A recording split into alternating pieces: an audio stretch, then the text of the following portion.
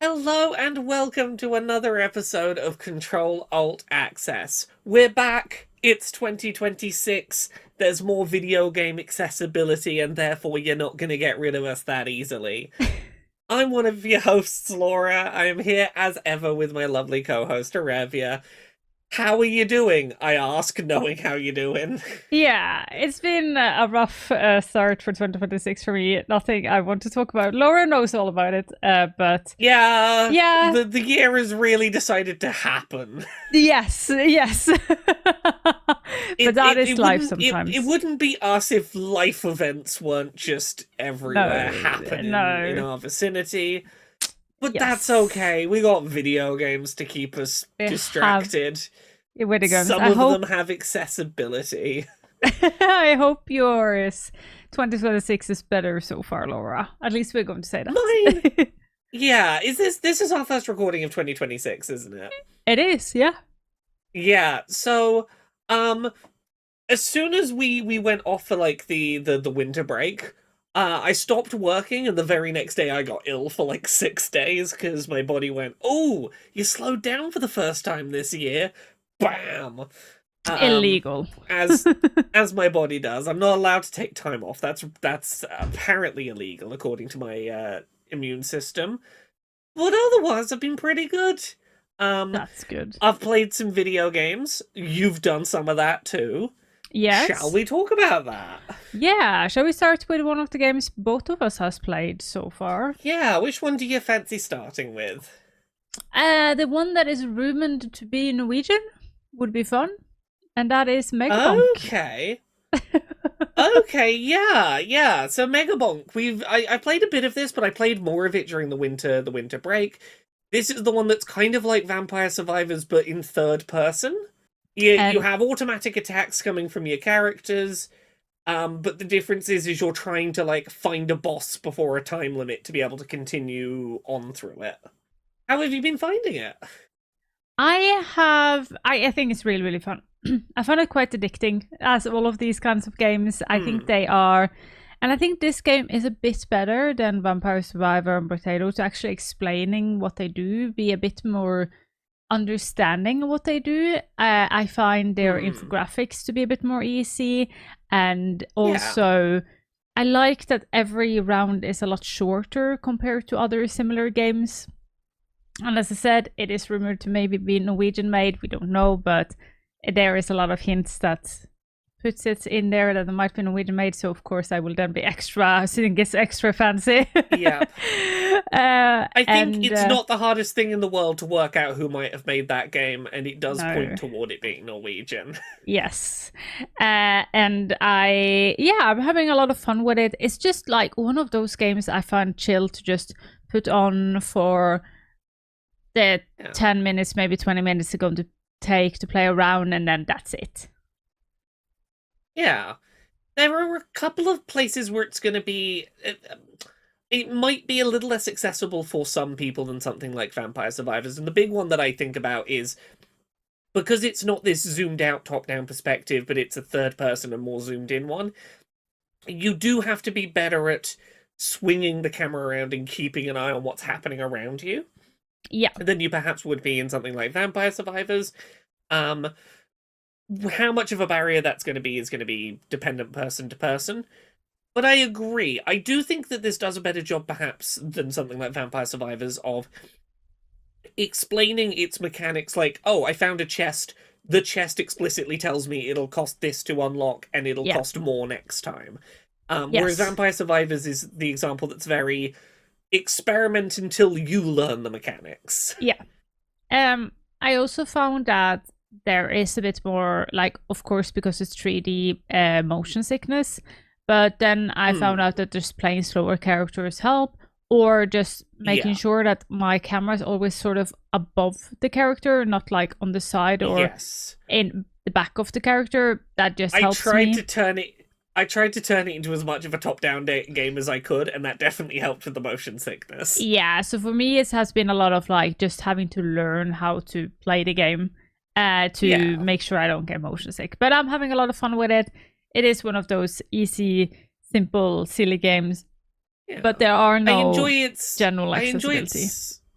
I enjoy its sense of humor. I was very happy early on when I unlocked the Giga Chad character with his big muscles, where it's the equivalent to the Vampire Survivors garlic, where it's just like damaging in an area around you, but this is just his aura is doing damage. It's got a fun sense of humor to it. It has a fun sense of humor, and it's just fun to do, and it's easy to play. And I think it is one of those games where you just need to try to see if it is accessible for you when it comes to motion sickness. But like, if you need blind accessibility support, sadly, this is not the game for you. We've both been playing another one. I'm not very far into it, but I've enjoyed what I've played so far that we've both done, which is Octopath Traveler 0. Yes! How far are you into this one? Ooh, it's always hard to say how far you're into something, but I am part of the first, like, mega... Like, there's 3 ways to go in this game, and I'm part of the first one. I've done a lot of side quests.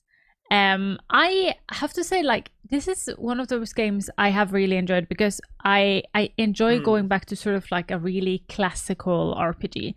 In a world where we have seen more and more of like action RPG the last couple of years, even more classic RPG being reproduced as more of an action RPG, it has been nice to be sort of going back to your early roots of RPG.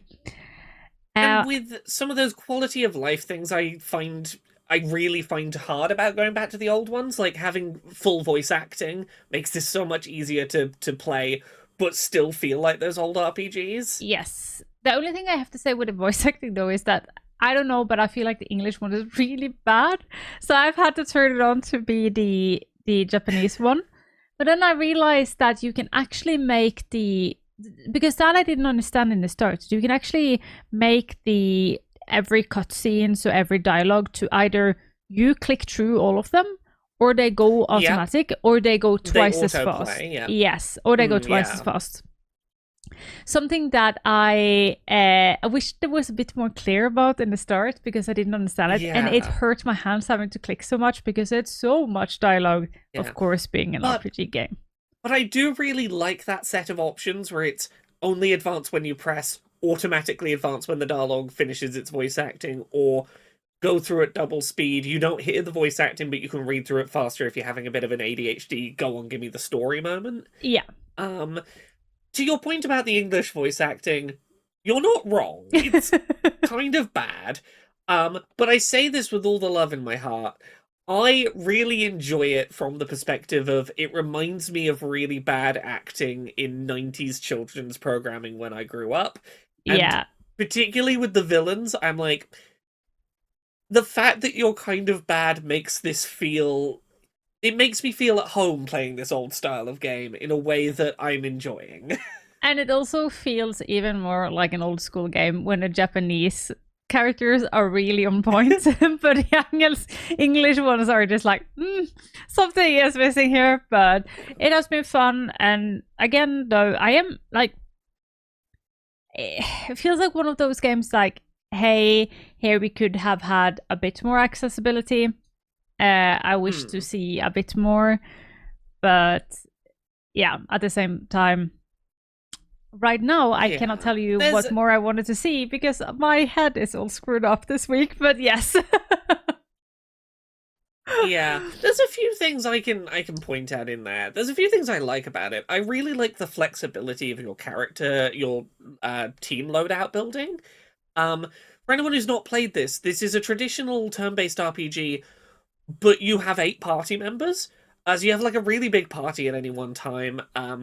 But you can choose, like, when you're leveling up, what ability you want to learn next. So you don't have to learn, like, your class of characters moves in order. You can pick the ones that are interesting and unlock them first.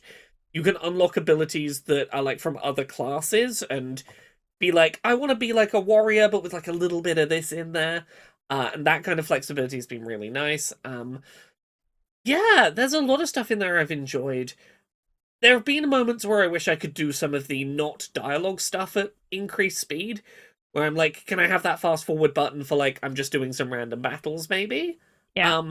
But yeah, there's very little I change. I didn't really like the first two Octopath Traveler games, but this one's really working for me. Yeah, I think one of the things that they have done better is that since the other Octopus Travel has been that you sort of play the same story a bunch of times, I have always Yeah. like fell out of love with it. It's too much. But this one, since you're following one story, I think it is easier.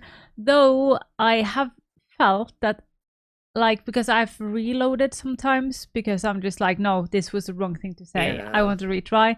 And it doesn't seem like what you say have that much impact on the story, which I am a bit disappointed about. I wish it was a bit more of the RPG in there, but hey, being a bit nitpicky now. But yeah, what else have you been playing recently? We got a couple of other ones. Yeah, I can quickly say that I have tried Mario Galaxy. I bought the remaster on Switch, yes. I'm guessing? Yes. Yeah. And I tried it, but oh my god, my motion sickness cannot. I tried it and I was just like, maybe I can be able to do it. I am going to give it a new try though, but actually doing it handheld. Because then when the screen is smaller and you have sort of like a larger view around you, it can sometimes be easier. So I read somewhere that doing it handheld can actually help you. So I am going to try that. But so far, I got one planet down and I was just like, I need to go and lay down. I feel very lucky that that game doesn't set off my motion sickness, but I can definitely see how it would, given the unusual nature of the planets and the way that your camera can rotate quite quickly when you're on small planetoids.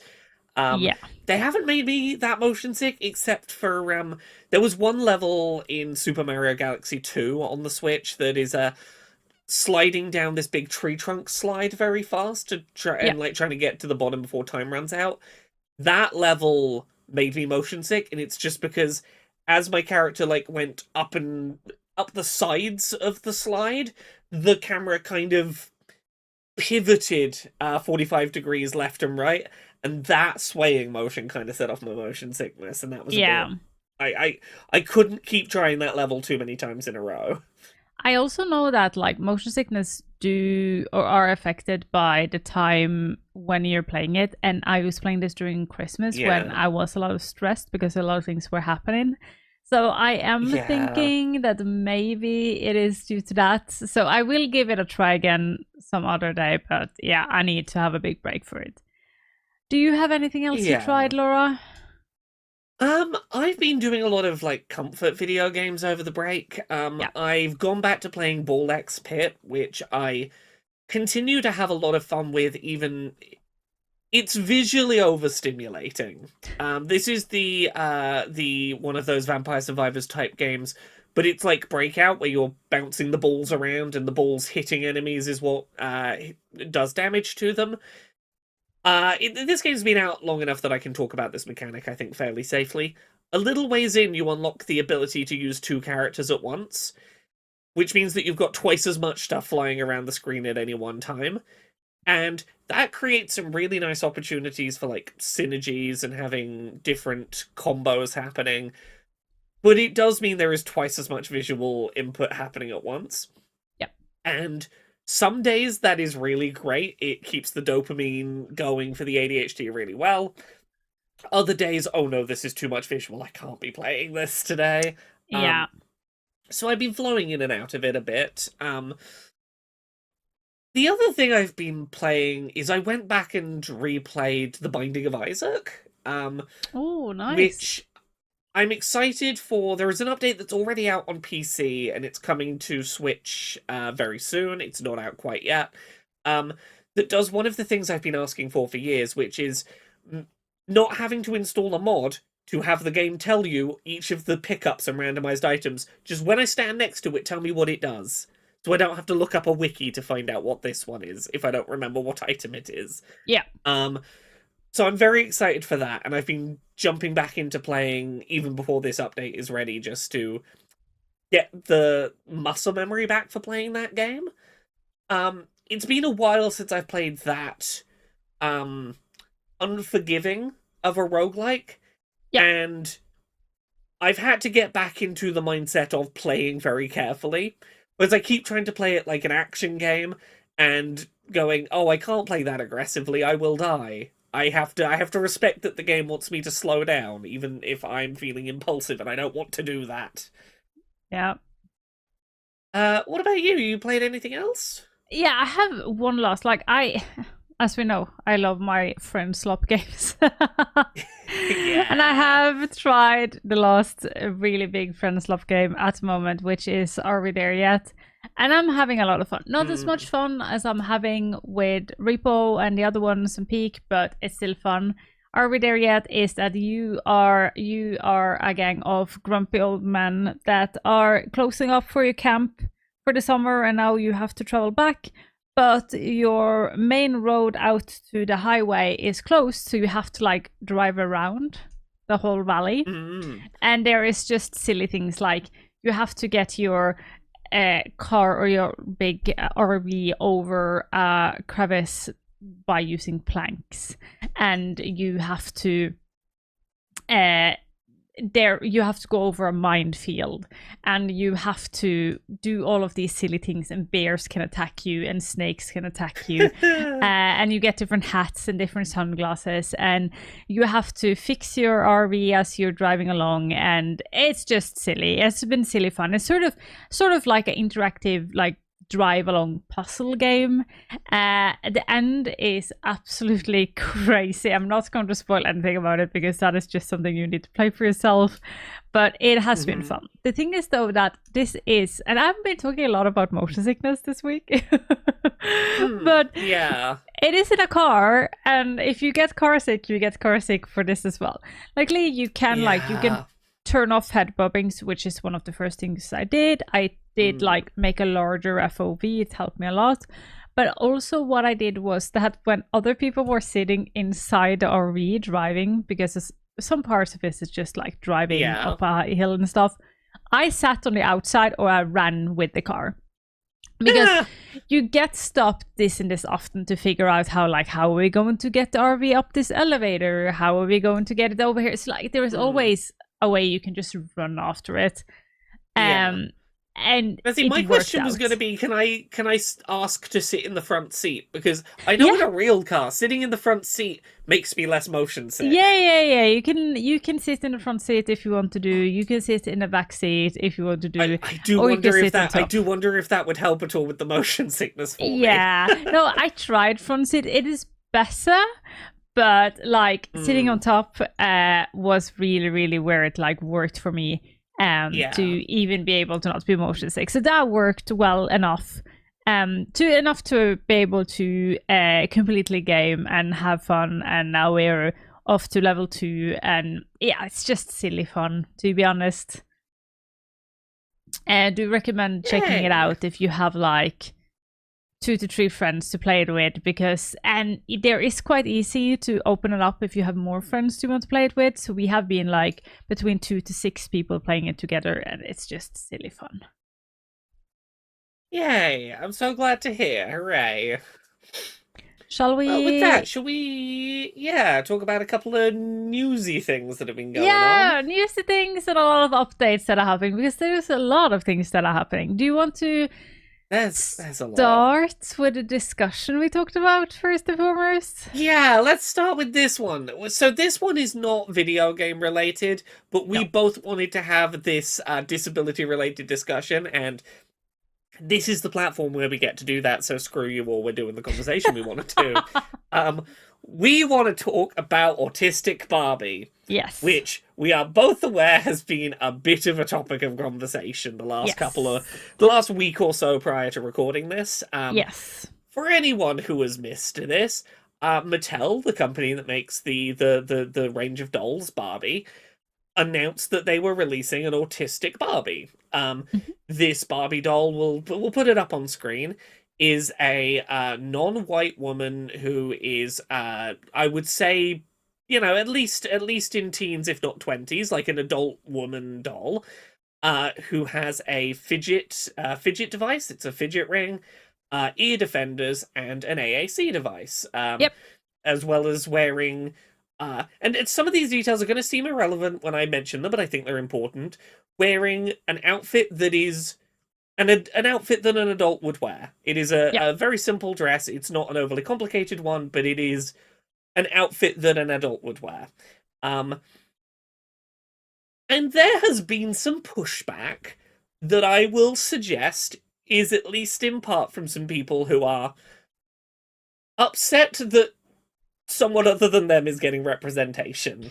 Yes. It feels like is a bit of what's going on.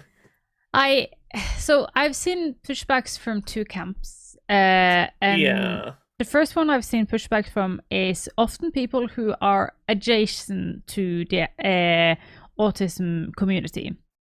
So, like people who have a brother or sister, or people who are mom and dad of people with autism.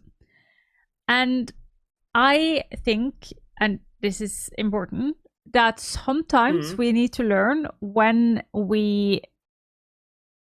Or actually, first and foremost, let me tell me who the other people that I've seen pushback from is.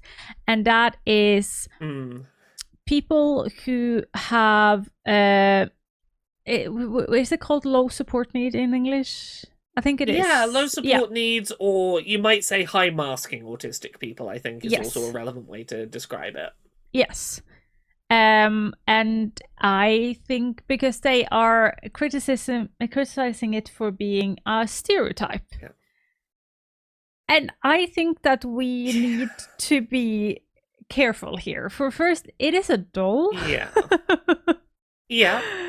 A doll representing any group is going to be a stereotype to some degree. A doll is not going to capture the nuance of an entire profession, demographic, community, etc.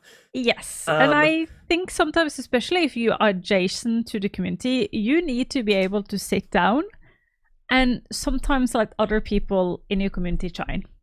Yeah. That is not you.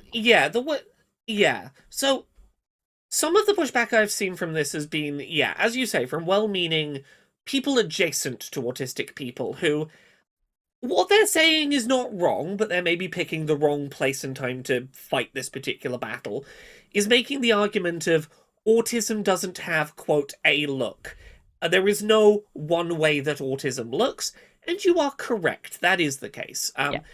It is correct to say that there is no one look for autism, and it is fair to, if you want to say, the autistic person in my life is not represented by this doll.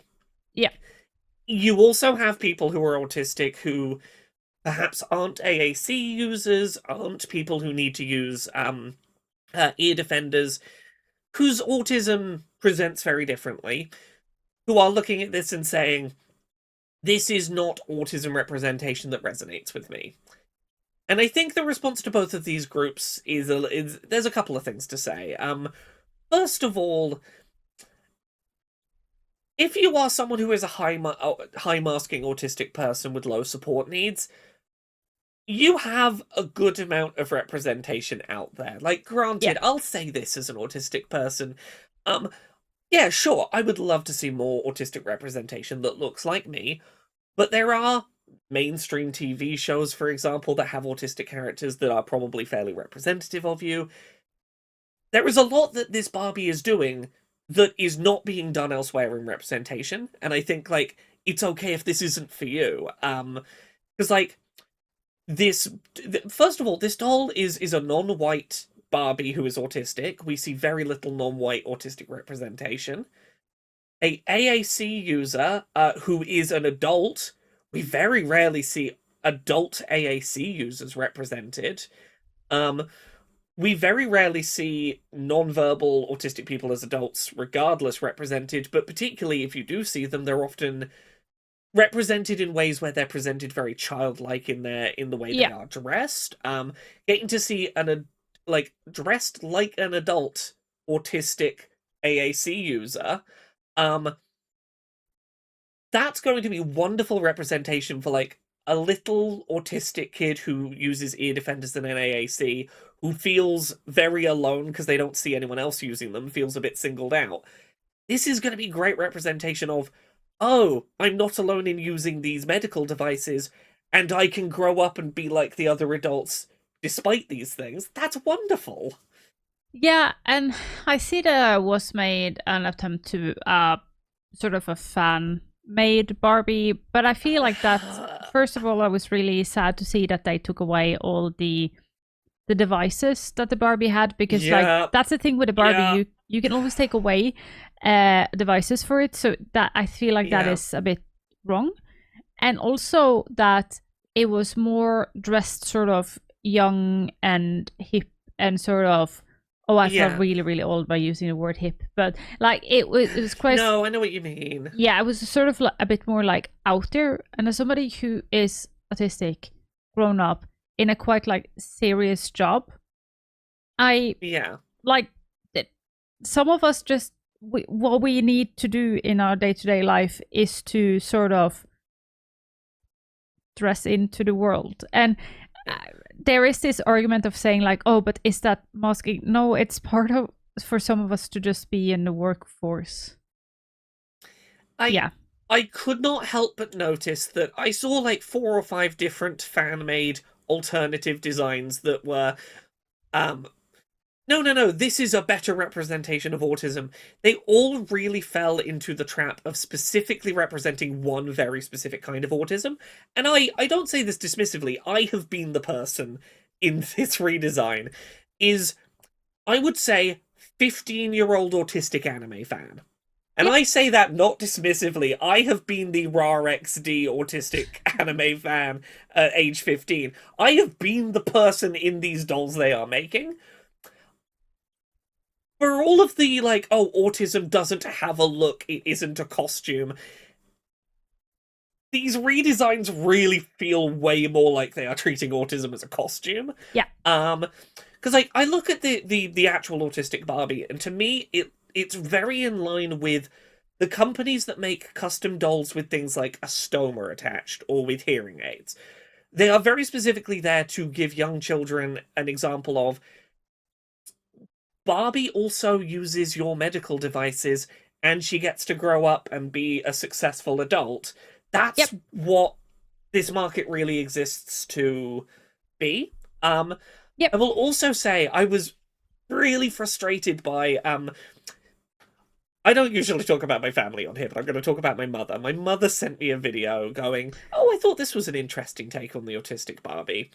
And it was a man talking about why he, as an autistic person, didn't like the Autistic Barbie.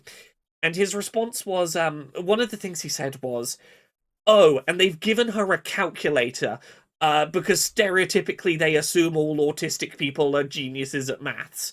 And I was like, sir, if you as an autistic person don't recognize an AAC and know what an AAC is, you probably shouldn't be having this conversation, because it really feels like a percentage of the people having this conversation are only tuned into what their experience of being autistic is like and have not done any work to understand what autism is like for other people who perhaps do not have as easy of a time speaking online or being heard online. But I have to, like, all to the end of this discussion, I have to say it is Yeah. quite ironic though, because we have had two other in the series Barbies. We have had wheelchair Barbie, Yeah. and we have had blind Barbie. And I think it is quite funny Yeah. that it's our community who ends up being like so detailed focused and can't like see the tree for the forest. When that is Yeah. one of our diagnostic criteria. Yeah. Or one of the things, not the diagnostic, Yeah. one of the things a lot of us struggle with, and I find that Yeah. ironic. I can very much understand how being a member of a community where you have a disability that makes you feel really unconnected from the people around you and very isolated, that it, and where there is, there is still a fight for increased representation to be happening, and stigma and barriers do still exist. I understand why it can be frustrating to go, oh, this is representation for autism. Well, that doesn't look like me. That's representation for a subset of autism. Don't call it Autism Barbie. Call it this subset of Autism Barbie. It's like, sometimes a thing is for a part of the community that isn't you, and maybe take a step back and go, is this serving a community within, my community that is maybe even less served than me? Yes. And also I we have really had like this Autistic Barbie. Yeah, I do too. And we have had a lot of different wheelchair Barbies over the year. This will most likely not be the last one. Yeah. But I also think it is a bit important Oh. to maybe be a bit careful on how we discuss this, as people don't get demotivated. And also in the end, we have to remember who this is made for. And it is not made for like grown-ups like you and me. It is made for that 8-year-old. And I've seen a lot of videos of parents giving it to their children, or events where these are bits given out to disabled or autistic kids, and they absolutely love it. And in the end, that is what matters. To all of the people saying autism doesn't have a look, and surely any Barbie could be autistic, that's great. This is not for you. This is for the kid who has medical devices for their autism, who doesn't have anywhere else to look. And because, look, you can play with any Barbie and be like, this Barbie's autistic, I'm gonna play her out as autistic. This is for that kid that needs to see, oh, my Barbie has the things I have, I feel less weird having them, I can play out the way that I live because this Barbie has the things that make, at a glance, I can look at and go, oh, that's like me. Like, that's why this exists. And if you're someone out there doing these redesigns, cool. Go get a Barbie and dress it up how you want to dress it, and have a Barbie that represents autism for you. This doesn't take away from your ability to do that. No, or you can just buy this Barbie and sew your own clothing to it. Exactly. Other things we got on the list this week. I want to talk about the British Sign Language Gaming Glossary. That's cool. That was recently published. This is a project that Cameron Akit from PlayStation's accessibility lead here in the UK has been working on for a while. The short version is, there is not a good degree of standardization in British Sign Language for video game related terms. A lot of people will have their own signs they use for video game companies, video game terms in their local communities. And it means that this is quite hard for British Sign Language interpreters to know a specific sign to use rather than just finger spelling specific terms, for example. So this is a resource that is collecting together the experiences of a bunch of different deaf people to ask, hey, you're a deaf gamer or a game developer, what sign do you use for this game publisher, this video game mechanic name? And once they've got sort of a consensus, starting to post videos online to standardize language, which I think is really cool. It is really cool, and I love to see that it's, of course, coming from the deaf community. Makes it 100,000 million% more better. And I am looking forward to see what more words they will come up with. Yeah, the glossary has started pretty small. It's, I think, 7 terms to start with. And if you're someone like me that is trying to learn BSL, this is a really small, manageable size list right now to learn as it's being developed. That's my intention, is I've learned the 7 signs that are currently there, and I'm going to try and learn new signs as they come up, even if the rest of my sign language is kind of weak.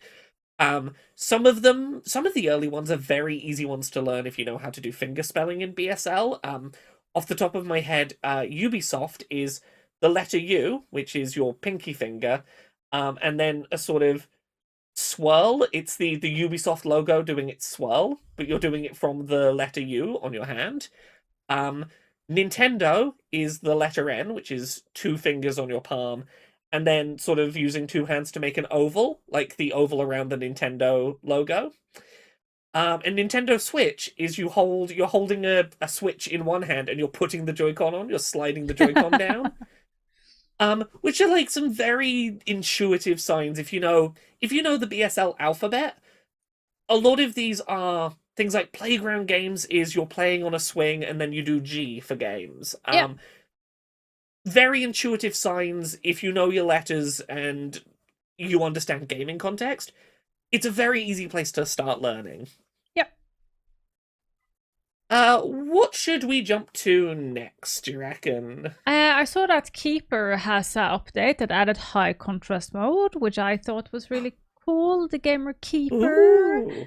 It also has it has added high contrast mode, and for anybody who do not know, high contrast mode is when you and the enemies and items you can interact with get a really bright color and an outline, so it's easier for people to see if they have low vision or are blind. And also, they have also been able to toggle on something called noir mode, NOIR, I think it's called. Yeah, noir. Yeah, noir. There we go. Mode. Which put the game in black and white with some additional tweaks to the lighting and contrast. Addition to providing more artistic film-like noir feel to it, it also makes the Keeper more visual accessible for some players. I think that is really cool. I was part of a really, really big event that raised 600,000 Norwegian kroners for Save the Children in December. And they played it there, and it's such a cute game, and I highly recommend everybody to check it out. Oh, that's so awesome. What else have we got? This is a very quick one. We talked about at the end of last year, the GAconf Awards for 2026 are happening soon. We've both been nominated for awards this year. We're both up for the Advocacy Award, I believe. Yeah. And I'm up for the Journalism Award. We now have a date for that. The awards are going to be airing on January 29th at 10 a.m. Pacific time, 6 p.m. GMT. I think that's 7 p.m. for you. They will be up on the IGDA YouTube channel, as well as on IGN's YouTube channel. There will be captions, ASL and BSL interpreting, and an audio-described version of the stream as well. So tune into that and cross your fingers for both of us, because we might win thing if we're lucky. But if we don't, someone else very deserving will. And also this year we also have gotten a bit more sad news that this year's GAconf Europe will be online. Yes. It's just a bit sad. Yes. Because Laura. Because that... I always meet. Yeah, that gets rid of the one time a year that we have an excuse to catch up with each other in person. I know. Maybe we just need to travel to London just because. Right, we got to find someone to pay us to meet up in person internationally, regardless. Hello, if you're watching this and you can think of an excuse to fly me and Arevya to the same place for a work thing this summer, hit us up. Drop us a line. We would love to have an excuse to be in the same place as each other for work purposes. 100%. Yeah.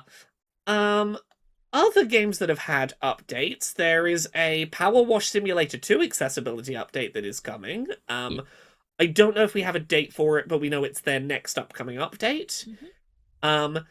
There's two main things that it's doing, one of which is button remapping is finally coming, which I'm always surprised when that's not there at launch. I'm glad it's there. It's going to be there now. The other one is one that you've brought up multiple times with this game, is if there's a message shown, like a text message that you get in game and you're not paying attention, it's gone forever and you can't read back on it. You can now do that. You can now go back and read messages, read bits of the story that you might have missed earlier. Yep. But Future Lab, if you're listening to this, can we please get mono sounds so I can continue the game without getting motion sick?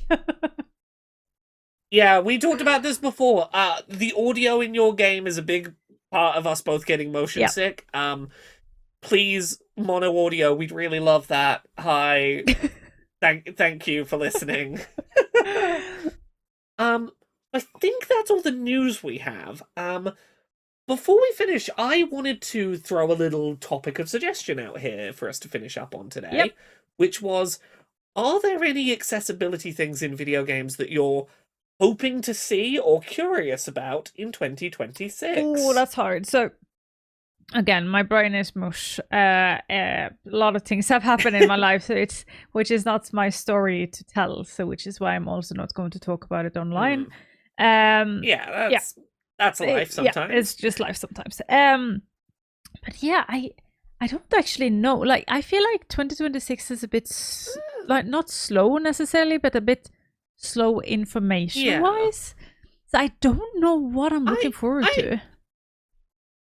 I've got a couple I can throw out here that, like, I'm curious. I'm throwing this out mainly because I'm curious. Hey, people watching this episode or listening to it, I would love it if you put your answers in the comments of what thoughts you have on this. A big one for me, Grand Theft Auto 6 is releasing this year in theory. And this is the first Grand Theft Auto released since the modern era of accessibility has been a thing. Yep. I don't know if this is likely. It's probably not, but I'm curious to see if Rockstar has paid attention and whether this might be a more accessible GTA. I'd be very curious about that. Yep. I'm very curious to see what Nintendo does with accessibility this year, because we had Kirby Air Riders last year, did some really big steps forward, and I'm very curious to see if we see, like, the first steps of that seeping into other Nintendo games. Yep. And I'm very curious about Pokopia, which is the Pokemon Animal Crossing coming out in a few months. Yes. Despite being a Pokemon game, it's developed and published by Koei Tecmo, who have done some interesting accessibility stuff in games like Dragon Quest Builders. That makes me wonder, could this be an accessible Pokemon Animal Crossing just because it's not Nintendo leading development on it? These are questions. I don't know the answers, but these are ones I was thinking of that I'm curious about for the year. I also I'm trying to, like, quickly go through my my, what do you call it, feed, just to see, because I did tweet out, like, ask people what they were looking forward to in 2026, and I had some people going in and saying that there were a game that they really looked forward to. Can she find it in a reasonable amount of time? It does not look like she can. Oh no. No, I cannot find it. Oh well. That's alright. Well, I just wanted to throw those thoughts out there so that, hey, I'd love to know what the community's looking toward in the year ahead. Same. These are just thoughts I've been having. Like, I'm curious if we see more Xbox or PlayStation ports to Nintendo and accessibility come that way. If we see any new accessibility devices, like, I'm very curious about that fighting stick from PlayStation still. I'm also... I want to know what's on people's radar, what we should check out. Yeah, especially also, I am curious to see if we will get, like, an official accessibility controller from Nintendo. Like, I have some, like, vibes that is on the radar. There is no rumors, there is no news that can confirm it, nothing at all. But for some reason, I have, like, a little... Maybe it's time. Maybe it is time.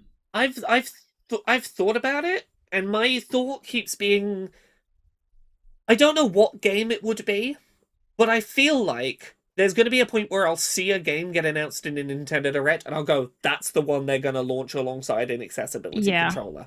Now, what that would be, I don't know. But I do think that, like, Xbox and PlayStation both have one. Nintendo has to be aware that, like, they're the only one who hasn't made their own dedicated one.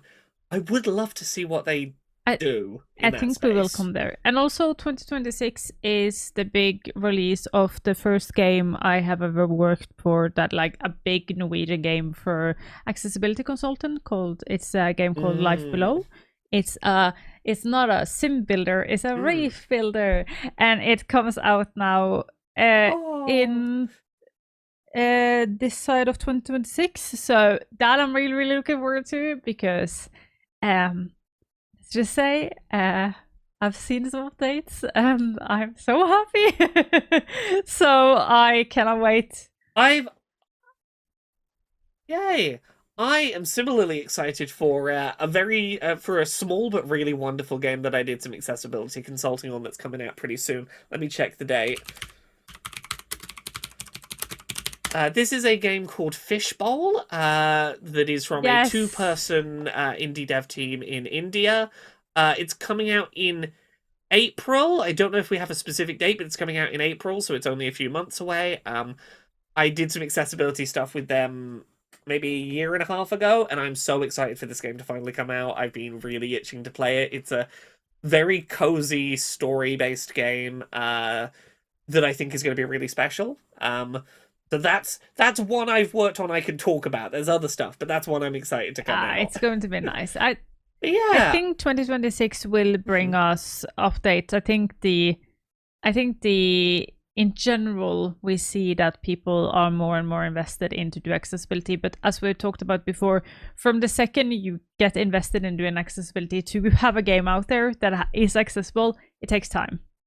And yes, which is why I'm like, some of these big long in development games, I'm like, GTA started development before the big accessibility boom. It probably started like 5 years before that. Will we see anything in this game? I don't know. No, it's hard to say. It's hard to say. Well, I think that's everything for us this week. Arevya, where can people find you on the internet? They can find me everywhere online under the name Arevya, except for TikTok because somebody stole my name. There I am, Arevya Gaming. And Laura, where can they find you? They can find me at Laura K Buzz pretty much everywhere on the internet. The thing I will pitch at the moment is I recently put up a half-hour-long video doing an autistic info dump about My Chemical Romance's scrapped fifth album. You don't need to know anything about that band to watch that video. It's just me throwing facts I know out of my brain for half an hour, and people seem to have enjoyed it. But yeah, thank you very much everyone for watching. We'll be back in a couple of weeks with another episode. We'll see you all soon. Bye. Bye.